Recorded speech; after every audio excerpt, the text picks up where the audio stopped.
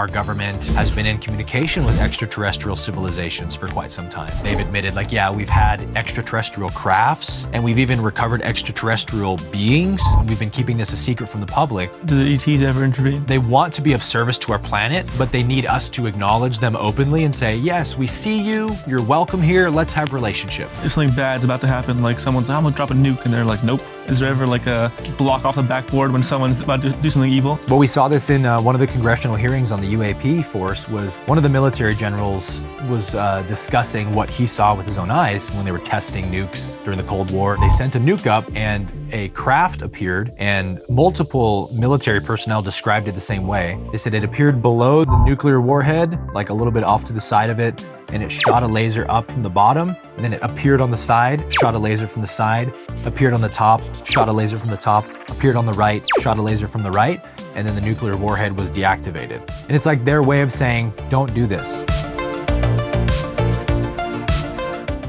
Aaron, I'm gonna begin with this topic. On researching your content, you seem beautifully hopeful that humanity's winning, the light's winning this current, war is a heavy word, but fight or experience. What makes you convinced or certain that the light or humanity is winning at the moment? Yeah, I see it more like just an entanglement or something of positive, negative energies. To get to your question, what makes me confident that the light will win is because the light always wins in the end. It's just kind of the nature of the metaphysics of light and dark is that light doesn't have to do a lot to expel darkness. But if you're in a very, very dark room with just one little match, it may look very dark, but as soon as the light starts to awaken in humanity, in the heart of humanity, just a couple of match flames in a dark room can bring a lot of illumination, right? So to me, it doesn't take a lot. And most people may have a more pessimistic perspective on what's happening in the world these days, and I get that for sure. But I can't help but see these positive perspectives because when you look at the timeline of the way that things are progressing, in our current experience of it, it feels slow. It's like, come on, when are we gonna wake up? But when you look at the evolution that's happened in just the last 30 years or 50 years, we've made an unbelievable amount of progress in our awakening in just that time frame. And 30 to 50 years on the cosmic scheme is nothing. It's the blink of an eye. And so I think where are we gonna be 30 years from now? We saw this incredible awakening happen in these last 2 to 4 years since COVID. Extrapolate that 10 more years, 20 more years.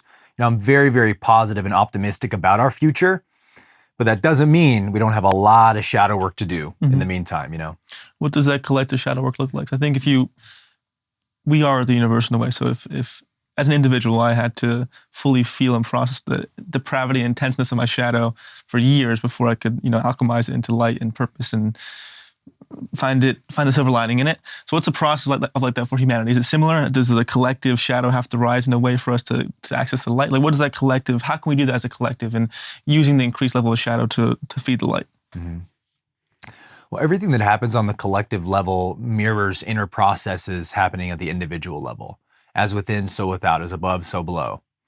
And so if you understand how shadow work happens at the individual level, then you understand exactly how it happens on the collective level.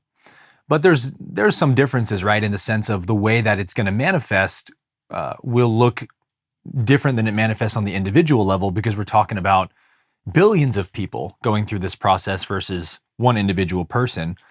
So there's so much nuance in the universe and so much complexity, and yet there's a sameness to everything. It's like the fractal nature of the universe is that it's always the same archetypal thing happening at different levels of creation, at bigger and bigger or smaller and smaller scales, so to speak.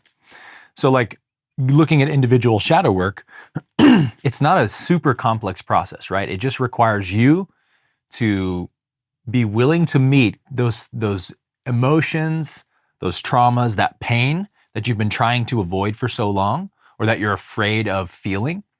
And it requires you to first be able to accept that and sit with it and feel it without trying to run away from it or fight it. And then it requires you to bring in a positive perspective or a more illuminated perspective of truth, of the truth of who you are.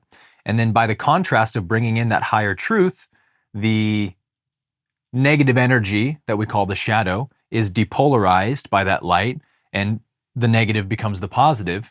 So we're never getting rid of anything, right? We're just sort of alchemizing or transmuting darkness into light, as one would lead into gold. And so no part of us ever is lost, right? Even the parts of us that hurt, we're not shaving those parts off of us when we do shadow work. We're integrating them.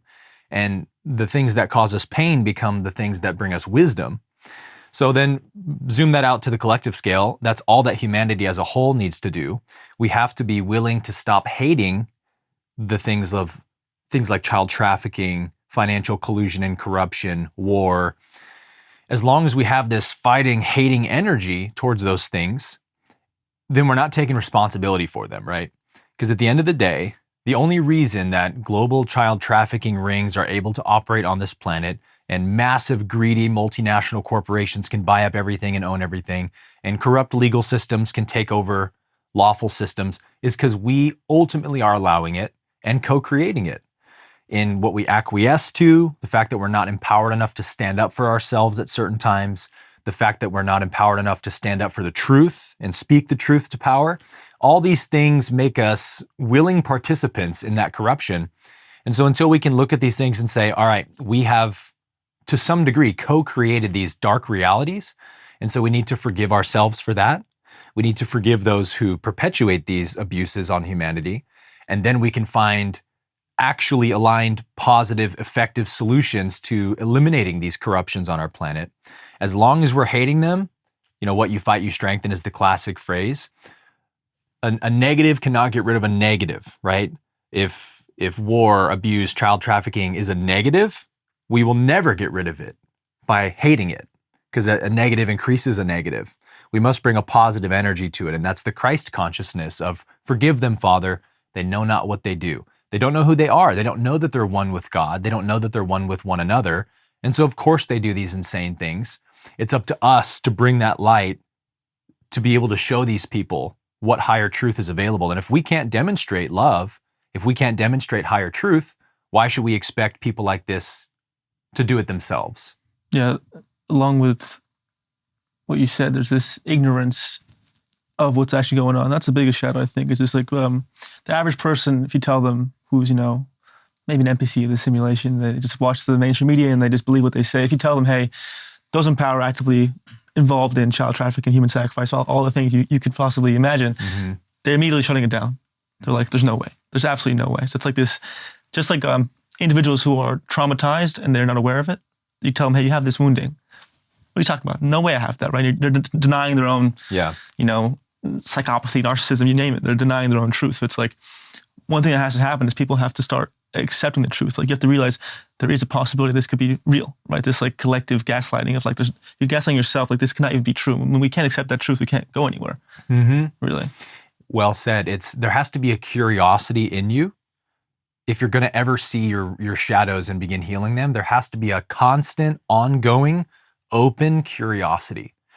And when someone says, no way that's true, what it tells me is you're not curious. Yep. I don't want to look at that, is what that really says. Because what's the harm in being open to that possibility? If it's not true, you'll find out. Like the truth can't be hidden. The truth always reveals itself in the end. So we should be very eager to investigate any possible distortion that may be there. And so, yeah, it's another mirroring of the collective level versus the individual level. It's the same thing that happens when, let's say you're with a friend or your partner and you're noticing a pattern in them that they can't see. And so you maybe try to reflect that in subtle ways for a while. They're not picking up your cues. And so at a certain point you feel called to say, hey, I want to reflect something to you. I noticed that XYZ, da-da-da-da-da, and this pattern happens where you respond like this. And they say, no, I don't. That's them saying, I don't want to look at that. I'm not interested in looking at that. Because if they were interested in it, they'd be curious to say, well, tell me more. Oh, I didn't know that. I didn't notice that I was doing that. Thank you for showing me that. That's an open-hearted approach to looking at your shadows. And that's a defenseless approach where you cannot lose. Yep. Because again, if it's not there, you'll also see that. Truth will reveal that to you. But if it is there, you will see it. And that's how you heal it. And so collectively, because people are doing this on the individual level, of course they're going to do it on the collective level. Yeah. Did you know that all of our presidents, politicians, media executives, they're all involved in these child trafficking rings. Oh, that's a conspiracy. AKA, I don't want to acknowledge that. That's too dark for me right now. And that's okay. It's too painful for me to accept that. If that's true, it's a reality I don't want to live in, Yeah. and that's too painful. And so we have to be okay with someone being there. Trying to force and ramrod somebody into accepting a dark truth is not loving, But at the same time, we have to plant seeds, I think, because Jesus said this, right? The kingdom of heaven is like a farmer who goes out to sow seeds amongst his field. Some seed falls on the rocky soil and produces no fruit. Other seed falls among the fertile soil and produces a great harvest. So it's not up to the farmer where the seed falls. That's up to the universe, right? The universe decides where the soil is fertile or not. But I'm, as part of the universe, obliged to be the seed scatterer. And so I think it's helpful to ask people those kinds of leading questions when the time and place is appropriate. We don't want to go around like constantly trying to, red pill people or something. But it's not up to you if they're willing to accept it or not. And that's one thing that people have trouble with. Yeah, you previously mentioned that the incorrect or losing strategy is to hate the evil and to be angry and send the energy towards the evil. How can you actually not feel that way towards the evil, right? I'm assuming you feel that way because you understand the spiritual role of darkness in this in this game or simulation. So for those who don't, right, 'cause you tell someone, don't hate fucking, child trafficking or the, negative ETs who are doing all these bad things in society. Like, how can someone not hate that or not feel so angry towards that? And in that answer, can you please explain the role of the dark and evil in our collective awakening? Yeah, it's a huge topic, man. And we could do a whole podcast on this topic alone, and maybe we will. But this is a question I really love talking about because there's so much opportunity for freedom and liberation from fear if we can understand this like metaphysical principle. And so it has to begin with understanding that God, the source, the one infinite creator, whatever you want to label it, is undivided, it's single, it's indivisible, it doesn't have polarity. But that also presents a problem, so to speak, for the source, because that means it has no possible way to get outside of itself and then look at itself, to understand what it is, right? So that's the kind of famous, Genesis 1:1 verse of in the beginning, God created the heavens and the earth, the Big Bang, perhaps. God asks this question, who am I? And then the universe is born. And so because God can't get outside of itself, it has to create a simulation, right? Or a medium through which it can look at itself in a sense. And it does that through what we call polarity, light and dark. And so because the creator is essentially perfect love, absolute unity, non-separation, non-duality, then what I like to call the positive polarity is that polarity which represents all of the creator's essential nature, what the creator really, really is like in its true nature. But because polarity means exact opposites or mirrors, then the negative polarity must then exist to represent everything that the creator is not in its true nature. So you have two polarities, one that is the essential nature of God and one that is the exact opposite of the nature of God. And we call these good and evil as well.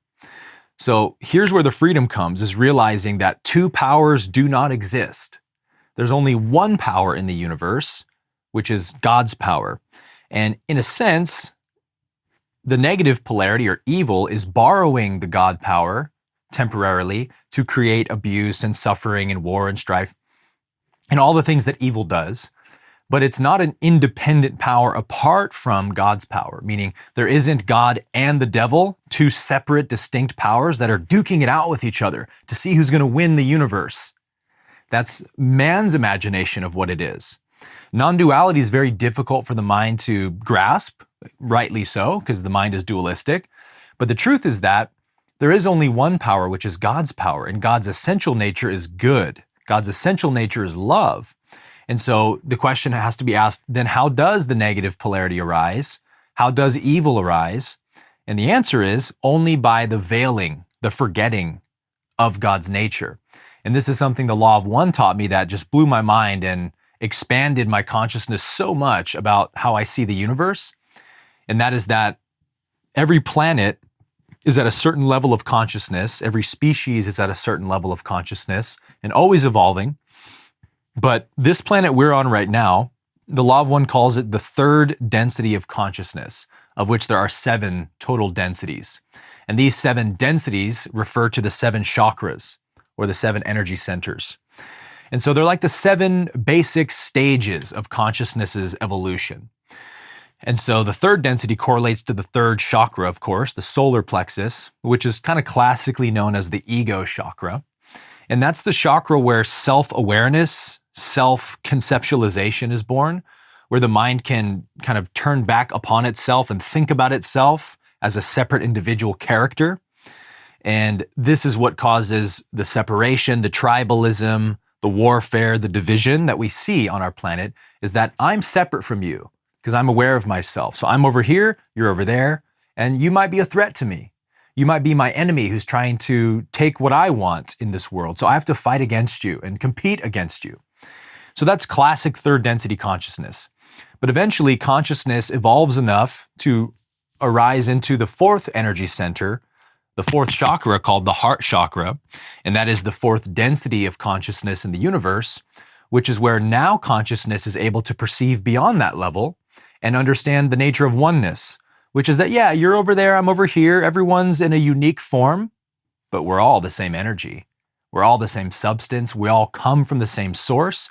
We all derive our being from the same source, which makes us one inherently. And that is what we call love. It's the recognition of oneness, the recognition of shared being. So humanity's at this place of trying to get into that level of consciousness, trying to transcend our separateness and realize our unity. And so what happens to create evil is that the Law of One says third density planets have a unique condition, which is called the veil of forgetting. And the veil of forgetting means that every soul who incarnates on a third density planet has to go through this veil where you completely lose all memory of your past lives, the universal purpose of why you're here. You don't take anything with you into a third density life. You appear like Adam and Eve naked in the garden, right? You have no memory. And so that's what causes or allows for the negative polarity of consciousness to be born, is that man forgets our oneness, our source, our past lives, our history, and under that ignorance begins fighting each other and competing against each other. And that competition creates evil, right? And so to transcend the veil of forgetting is the process of the spiritual path that we're all on, to remember who we are, to remember that our essential nature is one with God, one with one another. This was Jesus's essential message, was oneness with the Father. And after the third density, evil becomes essentially a non-factor. It doesn't exist any longer. So it really only exists in the third density of consciousness. And I think that's very interesting to consider because it means that we're kind of almost like in an eggshell, waiting to be born into the universe. And the Law of One says that you can't break out of that eggshell until you choose which polarity you want to graduate into. Do you want to be a positively polarized soul? Then you have to choose the path of love. Do you want to be a negatively polarized soul? Then you have to choose the path of power and separation.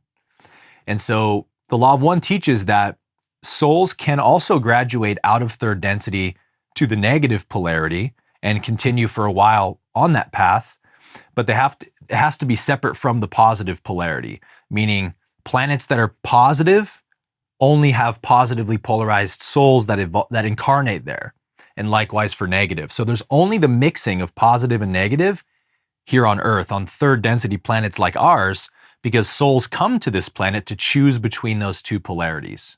Can you unpack how someone can evolve through the negative polarity? I think it's easy to understand the positive polarity, right? Yeah. Like you're gradually getting closer and closer to unconditional love in yourself throughout time. But I think what people, or even I have a hard time understanding, is how can you graduate through the negative polarity to come back to oneness? How does that work? Yeah, it's a fascinating subject in the Law of One. So in those 7 densities, when we get to the 6th density, which correlates to the 6th chakra, the third eye, that's the density where you actually become the higher self. Midway through 6th density, what happens is your soul has gained all of the positive polarization it can get in physical reality. It's done every form of service possible. It has expressed love in every way possible. And so now the soul says, how do I up the ante, so to speak, to continue evolving? And so the law of one says that what happens is your soul at that point kind of turns back in time and chooses to be a guide to all of its past incarnations, to help bring its past lifetimes the lessons it needs to grow and evolve properly, and to kind of be that guidance that the soul needs on its journey. And that's what allows the 6th density soul to keep polarizing towards the 7th density, which is the crown chakra density. And that represents basically, they call it the gateway density, where you've kind of got 1 foot in timelessness in the creator and still 1 foot in manifestation in physical reality. And so this merger is happening, right? So when the negative soul gets to 6th density, it runs into a kind of metaphysical wall where it cannot gain any more negative polarity. And so the law of one says that the negative entity will kind of beat its head against that wall for a time until it realizes, I've reached the end of this path of illusion. It can't go any farther. And interestingly enough, they also, in the law of one, they call the negative polarity the path of that which is not. It's a path of illusion, ultimately, because the illusion is that you're separate from creation. And so that illusion of separateness can't progress past the beginning of 6th density. So what happens is the negative entity concedes to the path of light and says, okay, the light is the true path. Darkness is the false path. I will reverse polarity. And so they metaphysically reverse their polarity or their charge, kind of like a quantum particle. What happens to their karma? If they let's say they're on the last negative polarity and they've done insane levels of evil, does their karma go away? Once you accept that you want to go back to the positive? It's a great question. I don't know the answer exactly, but what it seems like the entity is Ra in the law of one that's teaching all of this. What it seems like Ra alludes to is that they can reverse polarity immediately to 6th density positive and then continue from there, meaning they don't have to go back to 3rd density all over again and choose the positive and then re-emerge into 6th density. They go right into 6th density positive. And that's because they've already gained all of the contrast of the negative polarity. Sometimes we say that the negative polarity is the path of wisdom, of light. Lucifer is called the light bringer, because through evil, you understand truth in a new way, in a new light. It's only by the contrast of what is false that we really understand the truth. So the negative being is extremely wise and understands the nature of the universe very well. The only difference is they've shut off the heart chakra and chosen the path of separateness. And so basically they have to turn on the heart chakra and choose the path of unity. And at that point, they don't need to go through 3, 4, and 5 densities all over again, because they've already learned all of that stuff. They can just now apply it to unity rather than separation. So it's kind of interesting, but in terms of do they have to pay off their karmic debt?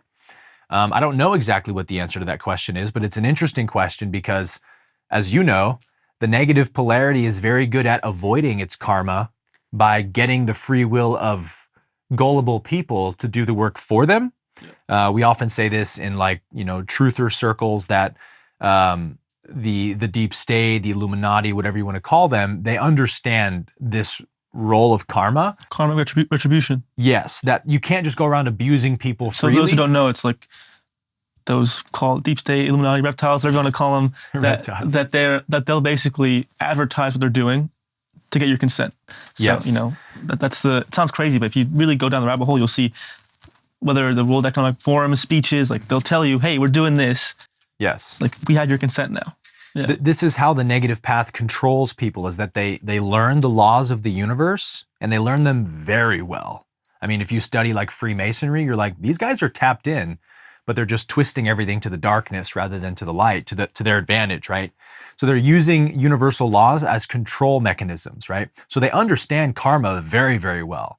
And people who are not as advanced on the negative path get caught from their negative karma all the time in our world, right? People that go around stealing money, laundering money, and they're not dotting their I's and crossing their T's, karmically speaking, they end up getting caught and thrown in prison. Well, the Bill Gates, the Klaus Schwabs, the Clintons of the world, like these extremely negatively polarized beings don't get caught. And we all get frustrated. We see what they're doing in the open, but they never get in trouble for it. Why? It's because they do it in a certain way to avoid the karmic retribution. And one of those ways is what you just touched on, which is subliminally telling everyone what they're doing while they're doing it to get your free will involved so that it's technically no longer infringement. You're cooperating with me through your own ignorance and delusion, yes, but nevertheless, the universe still holds you responsible for every decision you make. So if you agree with the darkness, even though the darkness is tricky, that's your karma, right? And that's just a metaphysical law. So this is one of the reasons why waking people up to what's going on is one of the most powerful things we can do, because then the path of darkness can't keep getting humanity's free will incidentally through our ignorance, right? Yeah, it's a heavy question, but I think it's important to ask because I always think of the people who would doubt our speaking, what they'd ask, so just to have answers to. So it's like my mind goes to, if I'm putting their consciousness in my mind, is that if you're someone who's experienced genuine horror, like true horror, let's say you're a kid in Gaza, or we're a recipient of child trafficking, and you're being abused by these elites, or your family got murdered, the worst things you can imagine. How can someone like that use those experiences to come to the light? Like how can someone who's experienced true horror and depravity use that experience to be pushed towards a positive ion versus the negative one? Yeah. Well, it ultimately comes down to your perspective of who God is. And if you think that, this is the problem with Christianity, Western religion, is that it thinks that these tragedies are the punishment and wrath of God on people. Mm-hmm.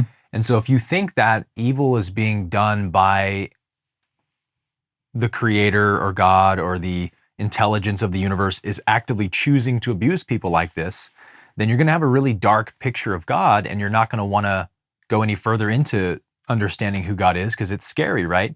The idea of a wrathful, angry God is terrifying. So people rightly refuse it, or just such a counterintuitive notion that like I should fear God. Yeah, just doesn't make any sense. It is like God is fear. Like what? But yeah, continue. Yeah, it goes against our natural innate intuition. And so if you think that God's doing these things, then you're going to have a dark picture of reality. But if you understand that these things are only happening because of the ignorance of who God is, and that if every person on earth was fully aware of the nature of God as love, evil would be impossible to exist on this planet. There would be no possible way to do harm to another being in that light. And when you understand that, you can have forgiveness towards these horrible atrocities that happen, because you just understand it's no different than, an insane person in a straitjacket talking to themselves, running up to you and punching you or spitting on you. Like, you just wouldn't have the ability to get angry. You just understand this person's totally insane. I need to distance myself, and I can love them from a distance. We just learn to distance ourselves from those who are not aware of love, who are ignorant of oneness, because we know that that's the environment where evil happens. Because again, evil can only happen in the absence of God, because God is perfect love. So I think if you understand that kind of principle, these kind of questions sort of answer themselves. Mm-hmm. In that, how can one be careful to not spiritually bypass their trauma, right? Because I've been there, right? Like I wasn't aware of this stuff until maybe I always knew it, but my body didn't awaken to it maybe until like middle of last year. My body understood, oh shit, like none of this is real, but it's also really real at the same time. So then when I get bad things that happen to me, I immediately go in my mind to, this is a simulation, whatever, like who gives a fuck? Yeah. But there's still pain in my body. So how can maybe in your experience, because you have obviously mastered these, esoteric truths or codes, how do you not spiritually bypass? Like how, when shit must happen to you and you know all the knowledge, like are you at a point where you don't even feel pain from anymore? Or that's the first question, like do you even get the trauma anymore? And if you do, or if one does, and they understand this stuff, how can they not spiritually bypass and traumatize themselves deeper? Mm-hmm. Well, it's an interesting question to ask, because I think the farther we ascend into the light, we don't have a reference for how much we're ascending, because we feel more and more like somebody feels who's waking up from a dream or something, where when you wake up from a dream, you don't feel like you've done some great thing. You're just trying to get your bearings in reality again and be like, okay, I'm awake. I'm here in present in reality now. So you don't feel like anything great has been accomplished. You're just like, I left delusion behind. Have you ever thought about, like, we experience the most traumatizing things in dreams. We don't get traumatized. Right. Because we don't think it's real. Right. You're not identified with the dream character. So it's harder and harder to answer that question because, I don't experience pain or suffering on a regular basis or a daily basis. Every so often things will happen that provoke deep empathy and compassion, or maybe even some sorrow, when I see great suffering in the world. But it's not sorrow that's void of love or hope, if that makes sense. The sorrow I used to feel, the depression I used to suffer from, was completely devoid of hope. It was hopelessness itself, right? And so there's space in love to experience anger, sadness, and fear without being thrown from your center, from your truth. And so is that suffering? Not really to me. Maybe someone considers that suffering, but as long as there's the abiding awareness of oneness with God, of peace in the background. That's a big jump you made. I'm very curious if you could engineer it. Let's say you went from that point where you were suffering all the time, getting reactive. Like, if you could pinpoint like a couple of most important perspectives or realizations that got you to where you are now to be at that point, I'm assuming, of like unconditional love. Like, what took you from the opposite to here now? If you could pinpoint like the exact most powerful moments or beliefs that got you to where you are now. I certainly can. Actually, this is what I enjoy teaching the most, is this subject called the 3 beliefs of ego.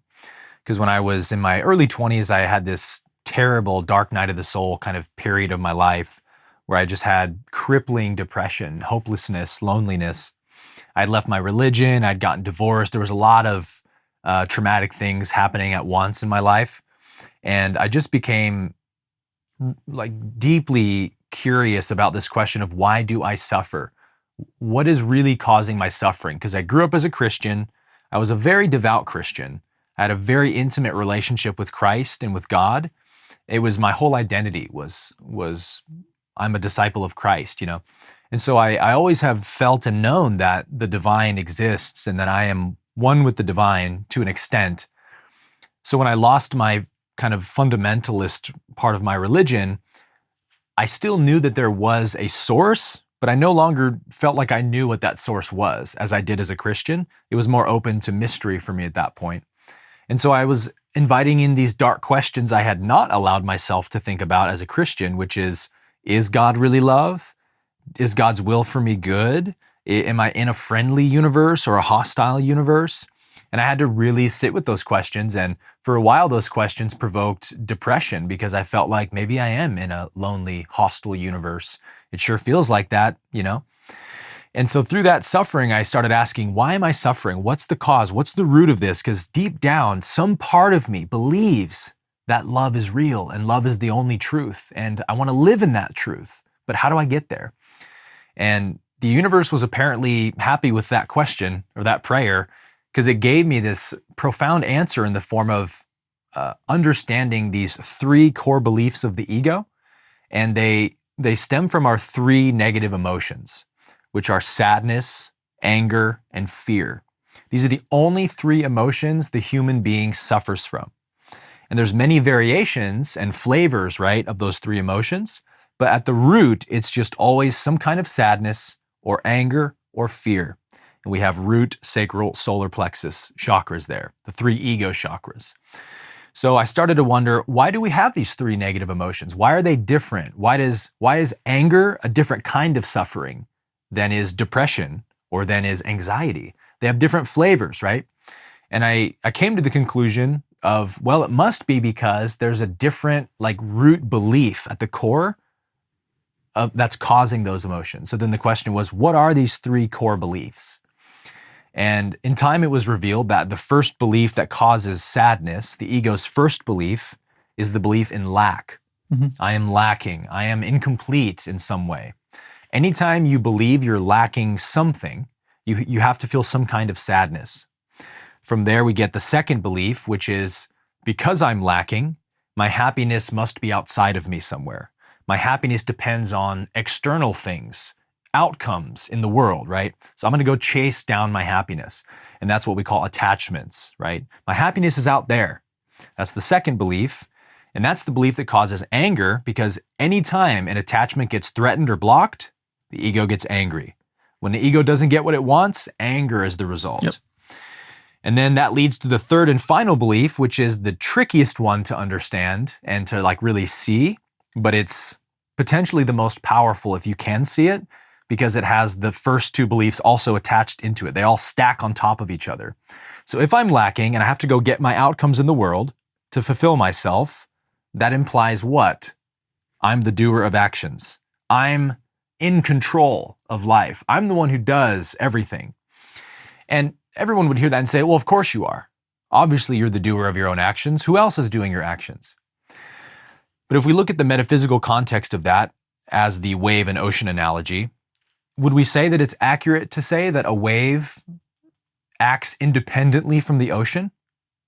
You would say, well, of course not. A wave is what the ocean is doing. And so I say a person is what the universe is doing. A person is what the laws of karma are doing, right? So you think you're choosing all your actions. You think you know what's in your best interest, right? But you totally don't. Nobody knows what's in their own best interest. Otherwise, everybody would be supremely happy at all times. We cannot perceive our own best interest because we cannot see the karmic, cosmic forces that are acting through us. We don't see the karma that's dictating our behaviors because we're identified with the body, with the person. So that's the hardest belief to see through, is the belief that I'm in control. But that's the third belief that causes fear and anxiety and stress, any emotion of that flavor, is whenever you think you're losing control over something or you don't have control, panic, fear, stress, anxiety is the result.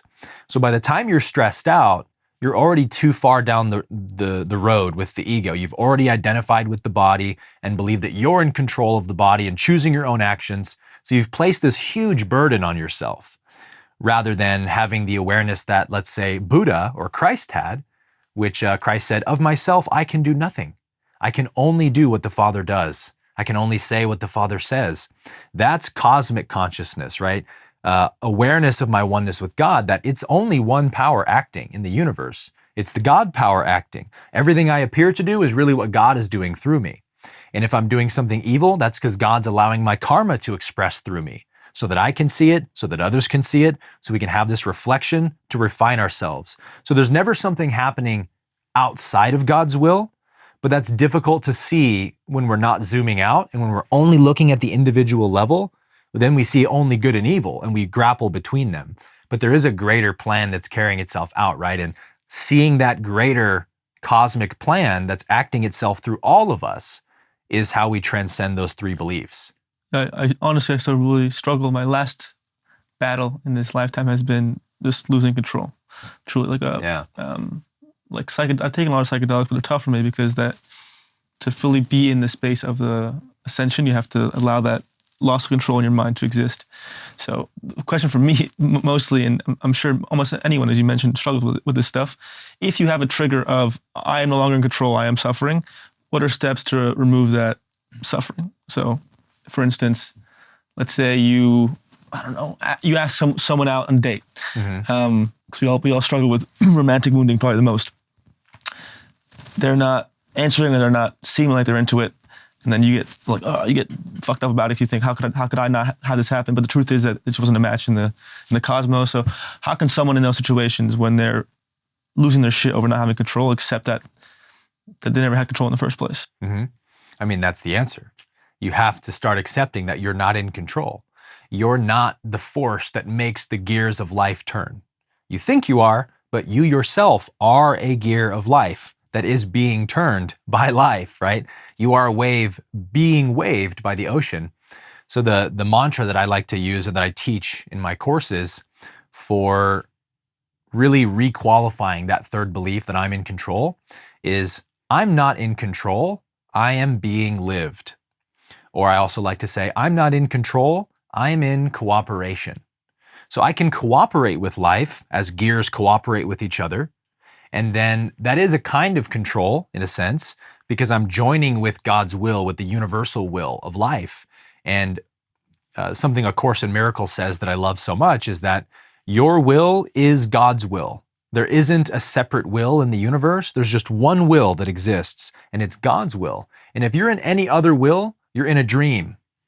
You're dreaming in your mind. You're making something up that's not really there in reality. So how do I enter God's will and cooperate with God's will where there's only perfect harmony and happiness? Is surrender. I have to surrender the sense that I have a personal separate will. I want to get that girl. I want to get that guy. I want to get that job. I want to make that money. These are the things that I think will bring me happiness. But nevertheless, I've been chasing those things my whole life, and here I am suffering and miserable. So maybe that's not really what I want. Maybe there's something else that I want that I can't see. Maybe God knows better than I, and if I just follow God's way, God will reveal to me the true destiny of my soul. And so that's not easy to do because the ego wants what it wants. Yeah. So this is a daily practice, right, of living a lifestyle of surrender. And it really just begins with the simple practice of accepting what is arising in this moment exactly as it is. That's the will of God. You want to know what God's will is? Now, this, here. Here is God's will. What's arising now is God's will. And so if what's arising now is challenging, then I know for sure that God is trying to teach me something through this moment, just like a good test is a challenging test, because a good test provokes the intelligence of the student. So God is doing that with us in every moment. Every moment is a lesson that God would have us learn, but how can you learn that lesson if you're in resistance and not accepting it?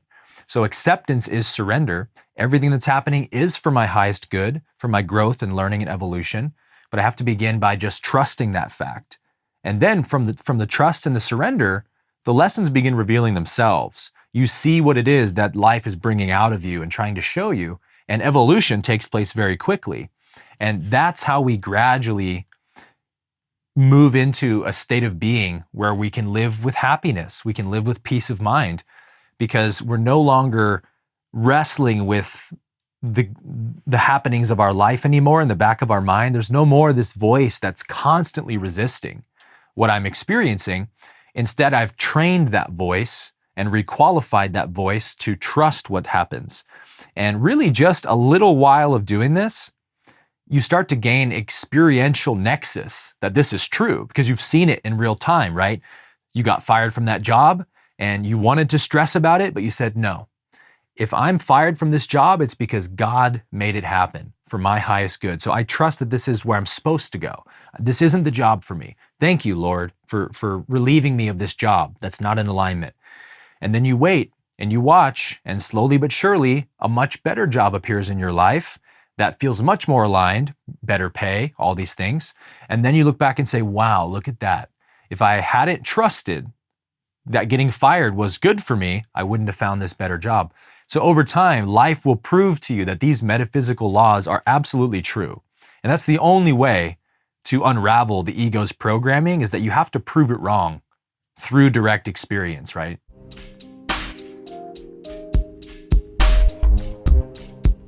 This podcast sponsor is EONS. EONS uses a blend of adaptogenic mushrooms, nootropics, and biotechnology to help solve the issues of sleep, anxiety, gut health, and productivity. EONS is nature's technology.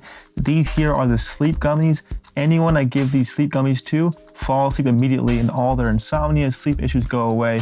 Check out eons.com to get their supplements.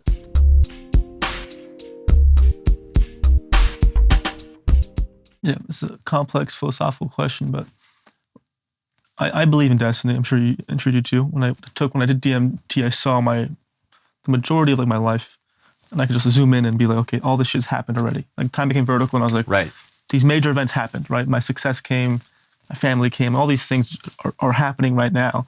And once it happened, I had like this tough question I still don't know the exact answer to, is to what extent do I have free will, right? Like if my destiny has already happened, I saw it, to what extent do I have free will? So what's your answer to that? Like what's the line between free will and destiny? Free will is your ability to choose to accept or resist what is. And that's really, a good answer. Yeah. In a sense, as far as it goes, because again, the gears of reality are always turning, and you can either turn with them or attempt to turn against them. But if you attempt to turn against the gears of life, you accumulate what we call karma. Karma is that metaphysical principle that balances everything, because the universe is perfect balance, like we said at the beginning, perfect balance of positive, negative energies. The quantum universe reveals this. Everything is happening in this rhythmic, balanced interchange of positive, negative. And if there isn't balance, then things start to go wrong. So if you try to violate the natural law and order of the universe gives you the free will to do that, actually. But what you don't get is to escape the consequences. You know, you created the karmic debt by violating a natural law, and so you have to pay the karmic debt. And to that extent, free will must stop right there, right? Because nobody wants to suffer. No one's free will is to be miserable. Everyone's free will is to be happy, or that's what they desire. And so from that context, you could say, well, then there is no free will, because all we can want is happiness. All we can want is love and freedom, because that's, again, our essential nature. That is God's essential nature. So from that context, you might even say there is no free will, because God can only be what God is. You can only be what you are. But that's a little too esoteric for me, honestly. I like to stay in the vein of like what actually applies to my life. And it's my will is only applicable to accepting what's happening in reality. Because as soon as I try to dismiss or deny what's happening in reality, I've left reality. And so only negative things can happen to me from there. So like if my will is to not suffer, it has to begin with a radical acceptance of what is. And when I start cooperating with the universe, really, really good things start to happen, because all things exist in relationship. Right, in the universe. Everything's connected. Everything depends on everything else. So when I join that loving relationship, cooperative relationship with the universe, I enter into that great harmony, that great dance that's happening. And I get to enjoy the happiness of that cooperation and dance. So free will almost is like not even a helpful thing to think about to an extent, because it gets us too lost and hung up in the details sometimes. And really the only thing we should be concerned with is like, am I awake and aware in reality right now? And the answer to that question is, am I in acceptance of what's happening right now? And if you are, then you are demonstrating your free will. You are aware of what your will is, which is to be happy. There's only happiness by cooperating with life.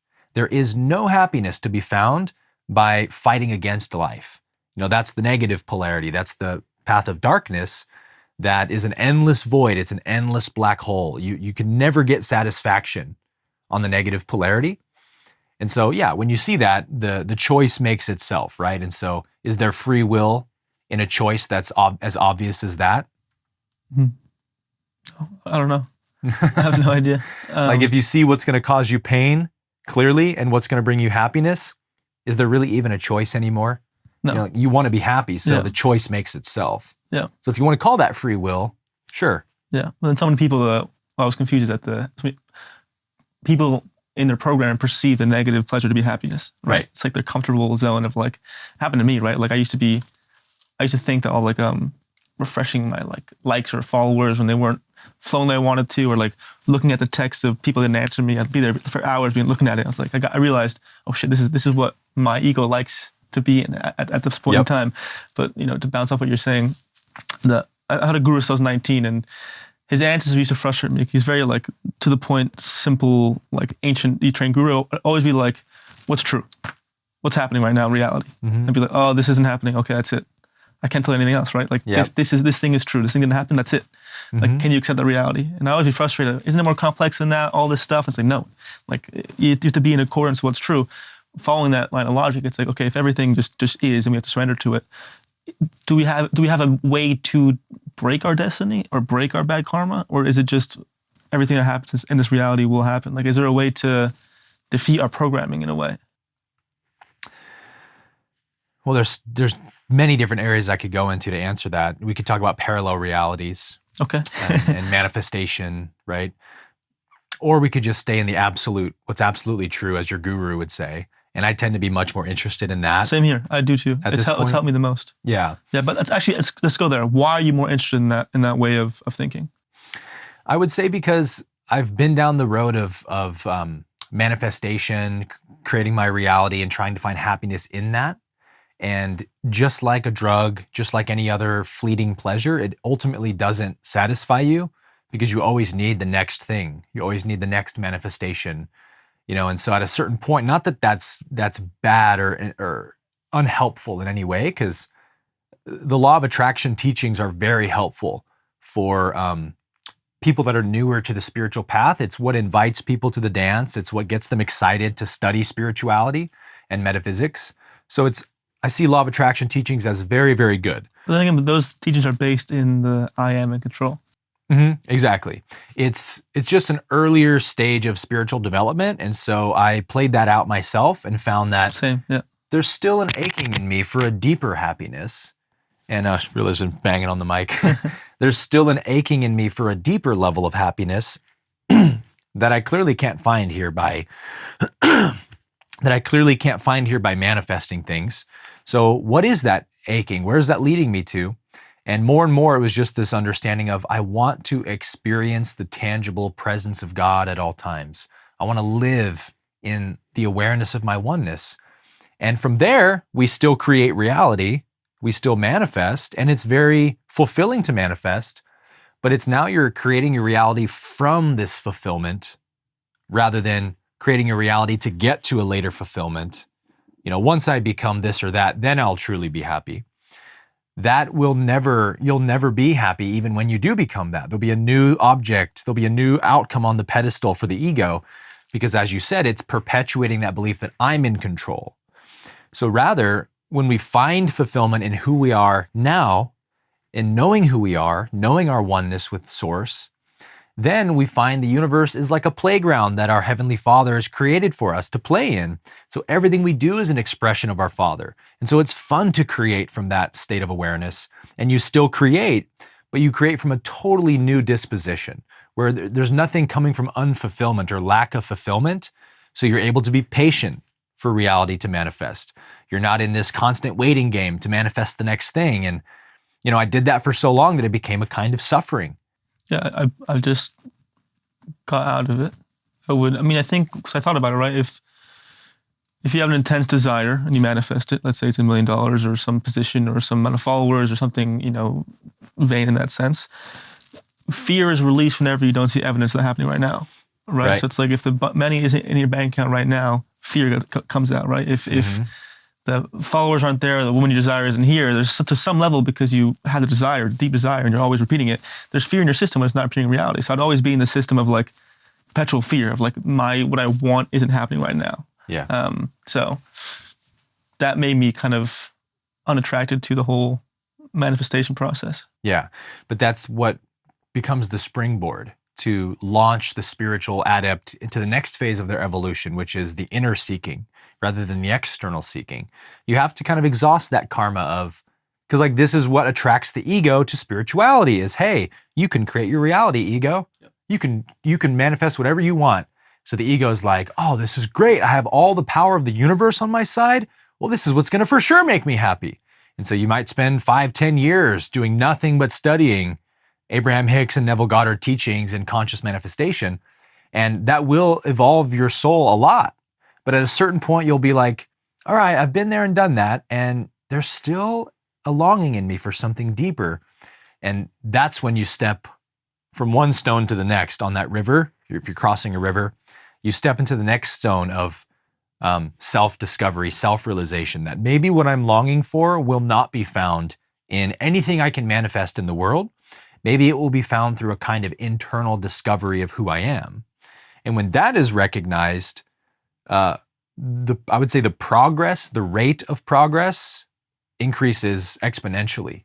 Yeah. Firstly, you're the only guest I've had with the balls to say any of this. So kudos to you, because most people if you're in a spiritual influencer in this space, like it sells. It's like it sells exactly. You're telling the person, I can help you get in control of your own reality and make you $1 million. So just from man to man, I appreciate you saying that. And secondly, let's lay out a process. Like, how does actually one switch that? What does the internal path look like? How can one start going about that? Is it as simple as like I saw this post where it was like, once I get these things, I'll find peace. Is it just I'll find peace and these things come? Is it as simple as that? Like, what is the internal process really like? Seek first the kingdom of heaven, and all these things will be added to you, as Jesus said. I think it's really the journey from ego to heart-based consciousness is all we're talking about. Third to fourth density consciousness, solar plexus to heart. In the third density, in the third chakra, when we're in ego consciousness, this is where we're living. A separate personal self who needs to get fulfillment in the world. Then law of attraction is very attractive, and we will continue using law of attraction teachings to get what we want. And that's, in a sense, leading us closer to the heart, because everything you get, everything is known through contrast, right? You only know what you like through the contrast of what you don't like. So at a certain point, all the manifesting and conquering goals and things will eventually prove to you that it's futile to find fulfillment there. Yeah, you can find temporary fulfillment there, but who really wants temporary fulfillment when permanent fulfillment is available?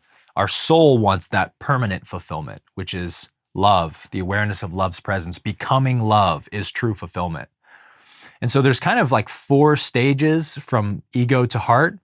The first stage is when you're fully identified with ego, and you have to have some willingness to begin questioning your thought system, saying, maybe this isn't the way things really are. Maybe there's a higher way of being available. And a person might spend 10 years of their life fighting off that question. Is there something more that I'm not seeing? Is there a deeper meaning to life? But once that question is accepted of, yes, I feel there is a deeper meaning to life. There's deeper fulfillment available in this universe. Then they move into the second phase, which is like the shadow work, beginning to meet your darkness, to begin seeing your egoic programming and being willing to requalify it and heal it and transcend it. And that work goes on for quite a while usually. And then the third level is when we start to actually get a taste for what heart-based consciousness feels like. We actually start to have glimpses of that supernal bliss that's available in the heart. And we begin living from love a little bit more. We actually feel moved by the heart. It's as if there's a deeper power acting through me now, where we're just so powerfully motivated by love that when I see someone in need, I cannot stop the love from pouring out. I've got to go serve. So we're in that intermediary phase where we're 1 foot in the heart, 1 foot in ego. And we're learning to get that last foot out of ego into the heart. It's kind of the third phase. And then we have the final phase, the fourth step, which is full heart-based consciousness, or fourth density consciousness. Whoops, I did it again. Fourth density consciousness, where you're able to live and abide in the heart space permanently. And this is what we would call enlightenment, of course, where you genuinely don't experience judgments anymore. You've lost the ability to feel judgmental towards people, because your spiritual intelligence is so high that you just understand everyone's just where they are. Like, what a absolute waste of energy to judge people and get angry for their actions. That's where they are. It's like being mad at a kindergartner for not being able to pass an algebra test. If you got frustrated at a kindergartner for not passing an algebra test, everybody would be like, hey, you're the problem, bro. Chill. Yeah. It's just a kindergartner. I promise everyone listening to this that you can see everyone in the world like a child, where their actions do not provoke anger in you anymore, because you understand insane people do insane things. Hurting people do hurting things. Like, this is just a reflection of where someone's at, and nobody can behave above their current level of consciousness. How can you observe accurately without judging? There's a line in A Course in Miracles I love that says, "Be kind always, for everyone is fighting a difficult battle." So to me, like the greatest barometer that you're truly living from heart-based consciousness is when you're easily and immediately able to perceive the pain and the fear behind what people are saying and doing. Because everyone's actions are motivated by deeper underlying energies, obviously. This is psychology 101. It's the subconscious, the unconscious, that's actually acting through everybody. And so when you're in the heart, you have this intuitive intelligence activated in your energy field, where you immediately sense when someone's hurting. You immediately sense when someone's in fear. And so you're able to interact with them in a way that goes right to the core of what they're feeling. You go right to the core of the energy that's acting through them. And you can speak to it. You can even begin healing it a bit without them knowing it by being the energy of the solution, right? So when someone's afraid, you perceive that. It's called mirroring, right? You naturally mirror the opposite energy to them, which is groundedness or peace, right? You start emanating peace in your aura. And by doing that, you start to depolarize their fear. They feel that you're at ease with the present moment and you're at peace. And so they feel more trusting. Sometimes I feel like it can trigger them more though. Sometimes, like if you're ever in a debate with like an NPC, and they say something about like the mainstream belief, and like you just don't fall for it. You're just there calm and grounding because they can't trigger you. Sometimes they get reactive. And most of the time I agree with you, but sometimes it's interesting that you can be peaceful and they get frustrated because they're trying to trigger you, but you're not getting triggered. Yeah. They're like, ah. In a sense, like any kind of debate or argument is already mimicking the same energy as them. Like if you're trying to prove them wrong or something, so it's going to automatically trigger them. Yep. What I found is if you're truly at peace, which means I have no interest in convincing you of something, then you're more than happy to let somebody be right. Because you're like, I can't change their mind even if I wanted to. They have to want to change their own mind, right? They have to get sick and tired of their own belief to be willing to get rid of it. So what the hell am I going to do to change their mind? So they're like, no, it's not that way. It's this way. You're like, cool. I have no interest in changing your mind. If you are open, then let's have the conversation. If you're not open, then we're not having the conversation. I mean, that's what groundedness would mirror to somebody who needs to have a fight, have an argument. You would immediately mirror the energy of, I have no interest in a fight. You can be right if you want. And it's like, how can you have a fight when there's only one party involved? Yeah. You need two people to have a true fight. Yeah. I'm sure it's also useful in romantic relationships. So you mentioned earlier, you have a wife. How do you go about that in your own communication? Like, because most disputes are marital or relationship disputes. Like in my experience, it's pretty easy each party has a choice to turn a conversation to an argument. So how do you in your experience go about polarizing or intense subject matter conversations with a romantic partner and not let it devolve into a argument where both your inner childs are yelling at each other? Yeah. Well, this is an ongoing practice in my life. My marriage, my relationship with my wife is the greatest spiritual catalyst I have, because to truly foster a intimate, safe, loving partnership requires all of you to be available. If you're withholding any part of yourself, it's going to create a conflict somewhere, and vice versa. And so my relationship, and all relationships I've had, but especially my current one, have really taught me how to be fully available to somebody. And what that looks like for me is being much more interested in listening to my partner than telling or expressing my point of view. Is let me always first listen and make sure that my partner feels heard and not rejected. Even if we disagree, I can make you feel accepted first, and that's where most conflicts happen, I think, is that if there's a disagreement, and there's always going to be disagreements, right? Because we're identified with our ego, with our opinions, then a disagreement has to be a rejection of you and your opinion, because I can't be right and you be right. Only one of us can be right. So now we're in a fight to find out who's right. And love doesn't fight, and love doesn't need to be right. Love wants to find harmony and balance. And so love also knows that there's truth in every perspective. It's the only reason anyone believes anything. Even the radical left cult in our society that believes that there's a million genders and that men can get pregnant. All these things that are clearly abject denials of reality. Even that level of insanity and cultism, there's some truth to it. And that little bit of truth they're clinging to is being blown up to this wild, crazy perspective. But if I can't get to the core of what that person is really believing and affirm it, say, I see why you believe that there's not just two genders, because there's a spectrum of gender, right? Everyone is on a different part of the spectrum of masculine or feminine. I happen to be a more masculine oriented man, but I have friends that are more feminine oriented men. And like, that's beautiful to have that dichotomy where masculine and feminine can have unique balances in everybody. So to that extent, yeah, you're right, gender's fluid. But if we blow that up to literalism, then we create a new religion and a new cult. Everything's dogma now, where we can't even acknowledge who's a biological male, and that's insanity, right? So I have to begin by finding where someone's perspective is true for them and saying, I see you there. And I affirm that what you're seeing is right, but let me give you this perspective. And in that sense, we're not conflicting anymore. We're not fighting anymore. We're conversing and we're trying to see one another's perspectives.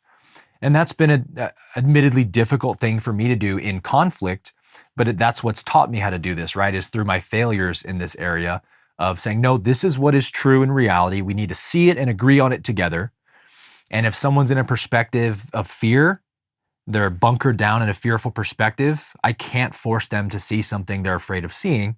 So I have to instead, like a child, get down to their level and say, I see you, it's okay, like I can meet you here. And over time, maybe we can get back to the full standing position together and be standing in the truth again.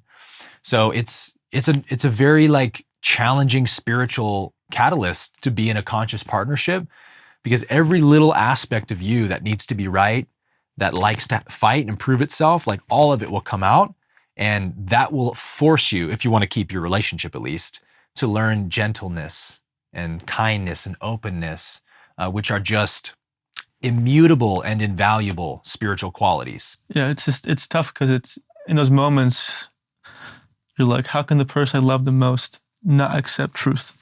It's like you see them as like, for me, I struggle with, I've gotten better at it, but it's probably one of the things I struggle with the most is I start judging at that point where it's like, how can this person not see the truth? You're so blind. It's like this, for example, the gender, it's like the perfect example of like truth. Okay, if they can accept the sex as male or female, like it's hard for me not to judge them, right? Because it's just the truth. But what you're saying is correct. And it's one of the hardest tasks, I think, is if you perceive something to be true, and it is true, your whole body knows it, and someone you love can't see it, it's a tough experience. It's always, that's the experience for me especially during the holidays, right? At the Christmas table, I know something to be true. I say it, everyone's like, oh, how could you ever say that? You're like, crazy. It's like, well, it's true. And then I get mad at them, and it's just like this whole thing. So it's a useful perspective. Yeah, it's pain, man, that causes these warped perspectives of things. You cannot look at somebody who's waving the flag of the radical left cult in our society and not see a deeply wounded, hurting person.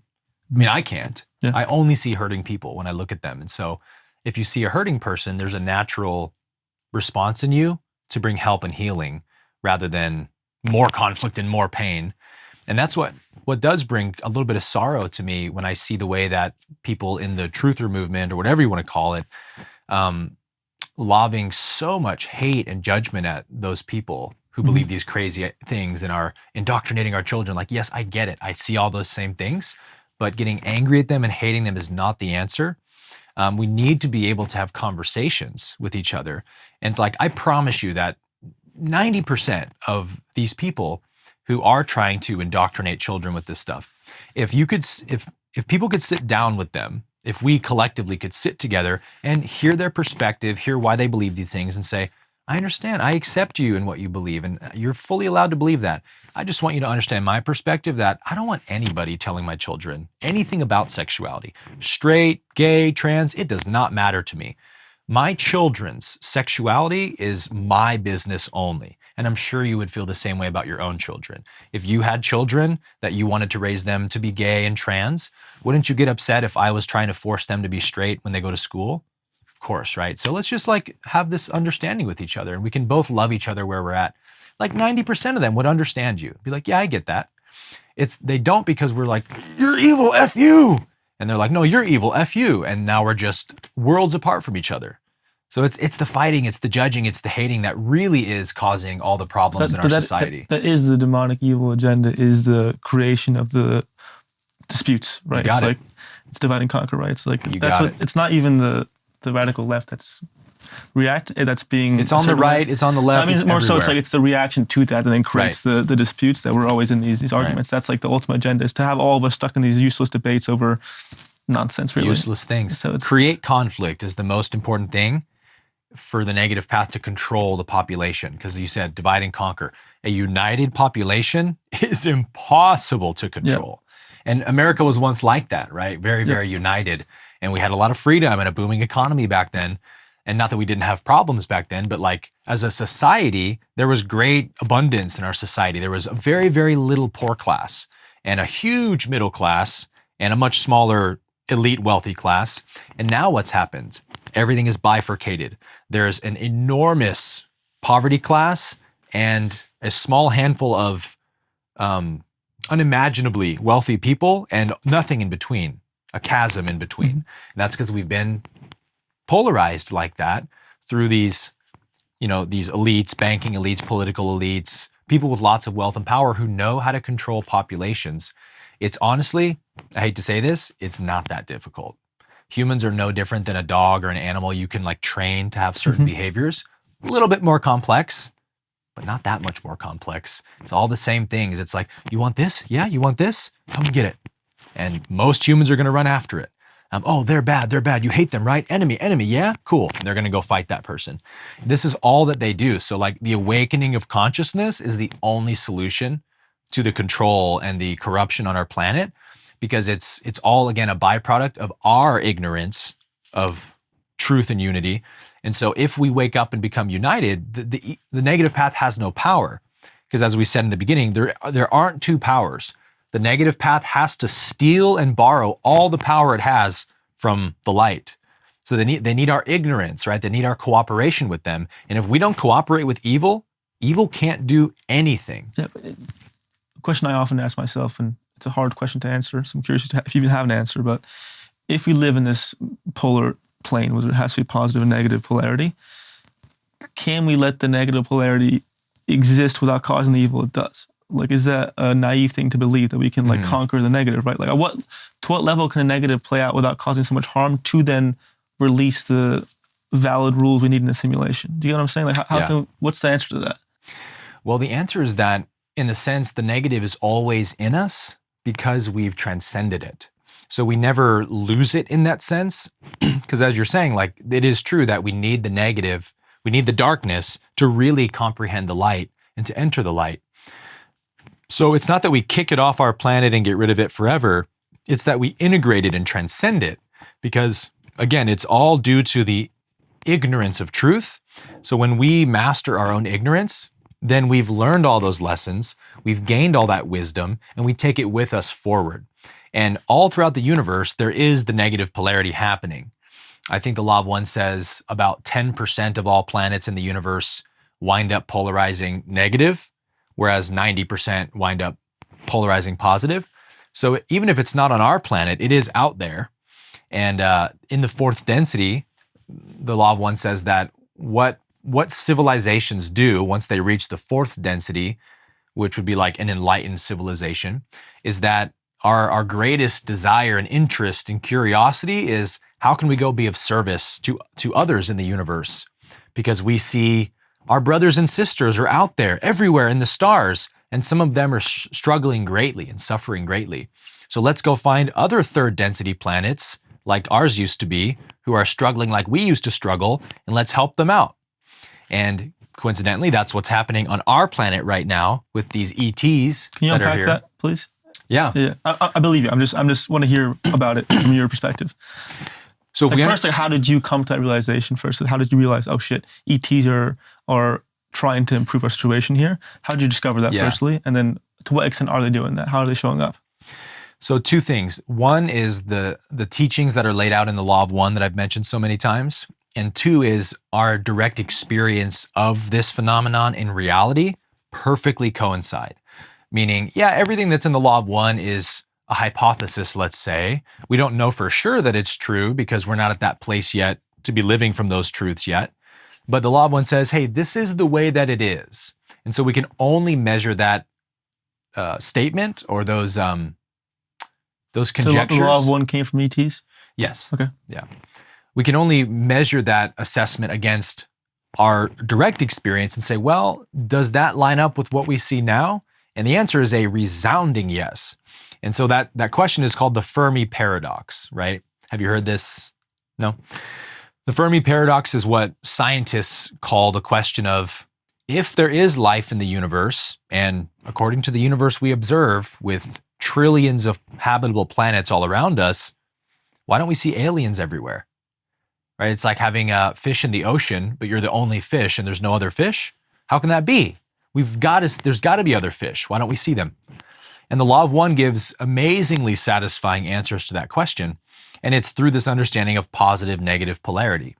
So our planet, third density, is the density where we're still choosing what polarity we want to be, individually and collectively. So collectively, as a planet, 51% or more of us have to consciously choose the path of love and unity. And at that point, we become officially positively polarized, and it increases from there. To become negatively polarized, 95% or more of our population must actively choose the path of separation, to shut off the heart, to feel no love for anyone, to be completely self-centered. And so that's obviously a really high standard, 95%. But that's because the negative path is not harmonious, as is the positive path. It's a path of great disharmony and entropy and conflict. So it takes a lot stronger polarization to graduate. So anyway, every ET in the universe is only one of those two polarities. And that's the first mistake we make, is that we project our consciousness onto ETs and say, well, they must be just like us. And like in ways they are, but they're not in the choosing anymore. Any ET that we're seeing in our skies, their civilization chose their polarity eons ago. So they're fully positively polarized, meaning they live and abide in the constant awareness of oneness. Is there a fully negative polarized ETs that come here as well? Yes and no. So the law of one says the reason that negative ETs don't show up on our planet to openly try and enslave us is because they would if they could. And the whole universe would be negatively polarized in a short matter of time. So what the positive polarity does, and in a loose sense, the positive polarity of consciousness is much more powerful than the negative, in the same way that light is much more powerful than darkness. But the positive path is benevolent and merciful and kind, so it doesn't want to stomp out the negative path in the way that the negative path wants to stomp out the light. It says there's a place in our universe for the negative. So we need to allow those beings to be negative, but we can't allow them to just run unfettered across the universe and conquer every planet in sight, or the whole universe will be negative. So to keep the natural balance of things, let's protect developing planets. So it's like a mother hen that protects her eggs or something.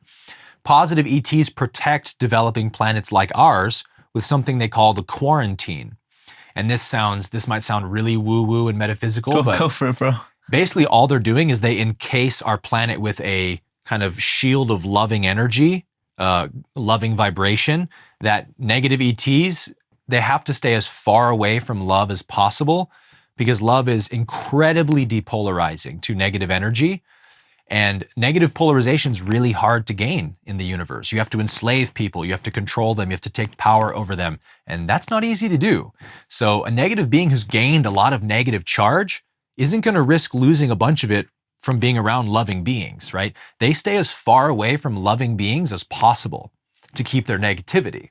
So if these positive beings encase third density planets with a charge of love, no negative ETs can come through it. So you're not under the belief that there's some thinkers in this space who believe that negative ETs are the ones who control this society. You're not under that impression? No, there's room for that, because although they can't come here physically, they can send thought forms and they can telepathically communicate, which they certainly do. Okay, how so? So in thought, you can be anywhere at any time, right? Thought, the universe is quantum, meaning there's really no different locations. It's just that it's all mental. So if you want to speak to someone anywhere in the universe, these higher density beings, that's as easy as walking down the street for them. You know what I mean? They live in that space of timeless, eternal consciousness. So they can easily send thought forms to people, and they definitely do, in my opinion, to those elites of our planet who are trying to take control. The negative path is the path of master and disciple, just like on Star Wars. It's literally just like Star Wars, where a great negative polarized master will have minions or servants that serve under it. And to enslave or to be enslaved is negatively polarizing. So both are benefiting from the relationship, both the master and the disciple. But the Law of One says at a certain point, every disciple will get to the point where they try to overthrow their master. Just like in Star Wars, I believe it's Darth Maul. Qui-Gon Jinn tells Obi-Wan that long ago, Darth Maul killed his own master to become his own master. That's classic negative polarity. So if the disciple fails, the master will banish it and have to go find a new master to serve and start all over again. So this is the interplay on the negative. It's a pecking order. It's a pyramid always. And you're always climbing up the ladder. So they can't come here physically, or they would, but they can come here psychically. They can project here? No, like in thought, people can channel negative ETs just like they can channel positive ETs. So until our planet chooses a polarity, it's going to be protected by the quarantine. And it's really no different than like, imagine our scientists, right, who go to the Serengeti to film a documentary on zebras or lions. They don't go sprinting into the herd of zebras, taking pictures and filming, or they would freak them out and the zebras are going to run away, right? So they observe from a distance so that the zebras feel safe. But at a certain point, the scientists have to acclimate the zebras to their presence and kind of prove to them that we're safe. We're not predators. We're not here to harm you. And after a while, the zebras stop running away from the cameramen and they just, whatever, they ignore them. Well, humanity is in that very same acclimation phase with positive ETs. Because positive ETs, the positive polarity, does not infringe on free will. Infringing on free will is the negative polarity, and that's how they gain charge. But you gain charge on the positive polarity by honoring free will and helping and serving people in that way. So positive ETs also can't just come openly amongst us and give us technology, because we have tons of world religions, right? It would contradict a lot of belief systems. It would scare people and freak people out. It would force people to question their religion and stuff. And they see that as an infringement of our free will. If these people want to be Islamic, Judaistic, Christian, like, we allow that. We're not going to go ruin their religions. That's infringement. So like, we have a lot of evolving to do before we're able to, I think, communicate openly with ETs. Do you have the ability to communicate? I mean, we all do. Like, do you ever channel them, or is it just through education or reading? Yeah, just through my own reading. I've tried channeling a little bit and have had what felt like some success, but I'm really just more interested in understanding the metaphysics that are happening here, because one of my theories is that positive ETs are in communication with our governments, because our governments, they're not religious. They want to know what's true and they want to control everything. And we've had many, many disclosures at this point, even in Congress, right? That they've admitted, like, yeah, we've had extraterrestrial crafts and we've even recovered extraterrestrial beings long, long ago. And we've been keeping this a secret from the public. Somebody recently disclosed that our government has been in communication with extraterrestrial civilizations for quite some time. And here's my theory, just understanding the nature of positive ETs, is that they want to be of service to our planet, but they need us to acknowledge them openly and say, yes, we see you, you're welcome here, let's have relationship. And then they would come amongst us, because now they have our free will involved. But they can't do that yet, because we're not doing that yet. Most people are afraid of them still. Most people aren't even sure if they're benevolent or malevolent, right? So we've got a ways to go. They need to keep acclimating us, but our government acknowledges them. Do you believe the government can use them to exert control, or a one world government? That's the fear I go into, right? That they may be disclosing them in an effort to create some kind of, this is out there, but for sure, a hologram to be like, oh, we all need a one world globalist control so we can fight the aliens. I think for sure, knowing the negative path, they're going to use everything possible as a control weapon, which is what they do. Yeah. So they'll stage a fake alien invasion at some point, I'm sure. Maybe they just did that in Miami. I don't know. But that was fishy. I saw that. Yeah. Yeah. I think the CIA has all kinds of technology that they always test run things before they do a global rollout of it. We saw that with COVID, was it Event 201, where they had that fake simulation of COVID like just a few months before the pandemic, like to the T, moment by moment, exactly the way the pandemic played out. Do you know what I'm talking about? Of course, yeah, bro. Event 201. That's Conspiracy 101, bro. Well, it's not because it happened. And I mean, like, it's like if you But I get it. are somewhat aware, you've seen this stuff. Yeah. Well, conspiracy is, in a sense, the most truthful thing that ever happens on our planet. Yeah. Because a conspiracy means two or more people conspiring together to do harm to others for their own benefit. Yeah. That happens every second of our existence on this planet. There's people right now actively plotting how they can take control and power away from people to give to themselves. This is what it means to be human at this point. There's nothing Even all business fake about it. Business around that concept. Yeah. So I mean, conspiracy is the nature of being human in that sense.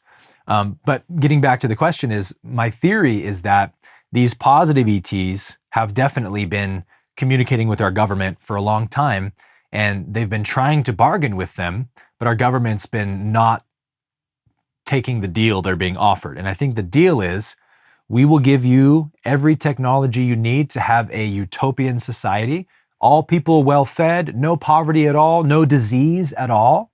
We will give you free energy technology, everything you need to have a beautiful, harmonious planet where all beings are equal. All you have to do is get rid of all your nuclear weapons and stop enslaving your people, type of thing, right? And for sure, our government's like, no, we're not taking that deal. We like our power. We like our control. And so the ETs have to be like, okay, we're not going to force you to do this, but this is our ongoing offer. If you want our amazing technology, how to travel to the stars, how to have free energy, how to heal any sickness or illness, we'll gladly give it to you, but you got to give us your nukes. And the government's like, nope, we like our disease. We like our control. It gives us lots of power.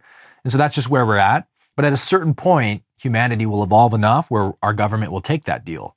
And then these ETs will begin to give us technology that will almost overnight turn us into a completely different civilization. Do the ETs ever intervene? Like if something bad's about to happen, like someone's, I'm gonna drop a nuke, and they're like, nope. Is there ever like some kind of block off the backboard when someone's about to do something evil? Like a LeBron. Yeah.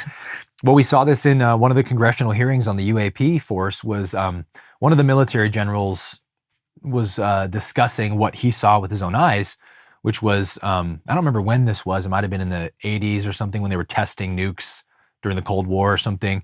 But they sent a nuke up and a craft appeared, and multiple military personnel described it the same way. They said it appeared below the nuclear warhead, like a little bit off to the side of it, and it shot a laser up from the bottom, and then it appeared on the side, shot a laser from the side, appeared on the top, shot a laser from the top, appeared on the right, shot a laser from the right, and then the nuclear warhead was deactivated. And then it just vanished. I didn't know this. Wow. You didn't know this? No, bro. Wow. And this has happened multiple times apparently, where they're trying to test nukes out and some craft appears and it's like their way of saying, don't do this. Kind of like if a baby grabbed a knife, you'd be like, no, and you'd take the knife, It's like, you don't know what you're playing with. We're not going to let you do this because, number one, they want to honor free will. And it's like, what percentage of humanity's free will is involved with nukes? 0.001%. And it's just the people in power who want to do this and want to build these bombs. The rest of us are like, stop.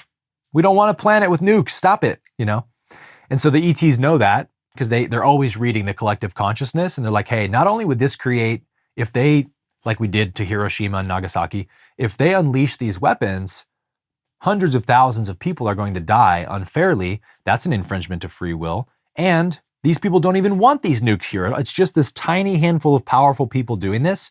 So because we have more of the free will of these people on our side, we're going to stop these nukes. So like they're always operating in the boundaries of free will and they won't go beyond it. But that is their goal, is to serve and help our planet. And they're doing so in whatever ways they possibly can, I think. I'm going to close with this question.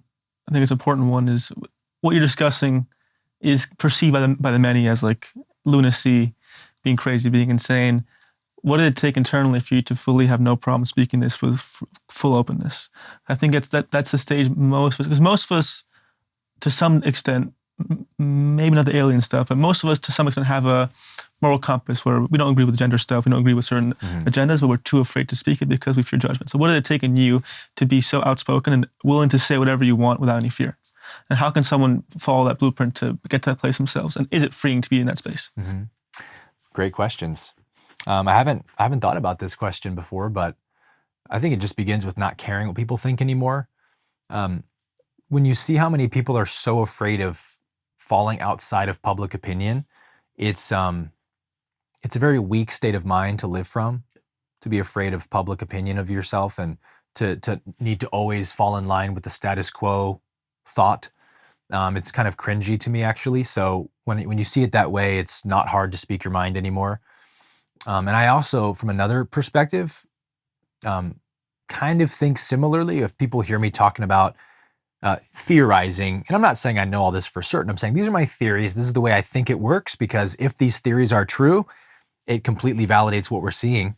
They're not coming openly because they can't, because it would energetically depolarize them, and they would lose all the charge that they've gained if they just violated our free will.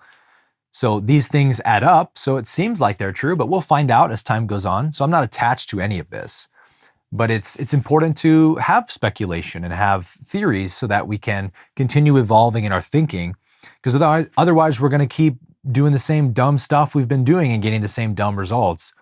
So for people to be like so hyper skeptical that they're not even willing to question something that's outside of their paradigm, to me is a kind of stupidity or a kind of lack of intelligence. And I don't want to fall into that myself anymore. So when you see that the universe is so much more complex and infinite than you possibly could have imagined, then it actually feels less intelligent to be skeptical, and it feels more intelligent to be radically open. And that openness is just, I don't know. It's not, I know for sure, and that's dumb and wrong. That's what skepticism tends to be. Is skepticism should be open-mindedness, but it doesn't come across that way in our society. Skepticism is, I know for sure that that's wrong. I know for sure that that's not true. And whenever you think you know, you're always wrong in some way, because you can't know anything for sure. So like, it's just basic intelligence to me to be open to the infinity, the infinitude of our universe, and say, yeah, that's totally possible. But if I'm getting hunkered down on an opinion of, I know for sure it's this way, or I know for sure it's not that way, both of those are not intelligent positions to hold for me. So I'm not afraid of public opinion anymore. If people disagree with me, I left that behind when I left Christianity and got massively, criticized by all my friends and family for that.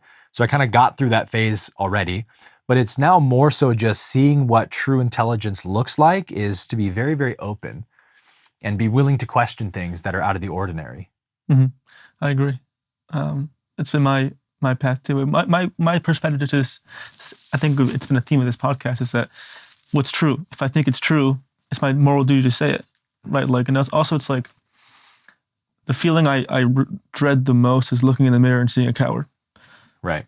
And I am a coward if I don't say what I think or I don't speak the truth. So it comes down to that. But thank you so much for coming on. And I learned a lot this podcast, and I respect your balls and saying all this stuff with no fear. Because out of anyone I've had, you probably said the most without any fear. So I appreciate it. Nice, man. Thank you for having me, brother. It's been a pleasure. Of course, man. Thank you very much.